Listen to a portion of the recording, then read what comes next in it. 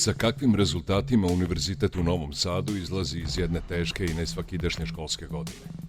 Za koga je digitalno studiranje bilo šansa, a za koga klopka? Na kojim fakultetima se traži indeks više i da li programi prate potrebe privrede, odnosno tržišta rada? Kako se u stvarnom univerzitetskom životu reflektuju najave države da je prioritet ulaganje u obrazovanje, posebno u visoko školstvo i nauku, i da li će to i kada smanjiti odliv mozgova?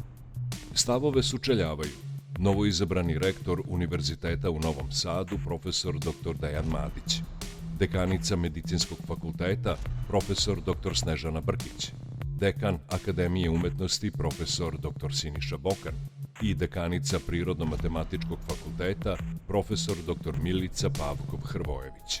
Sučeljavanje, sreda, 9 uveče, RTV1.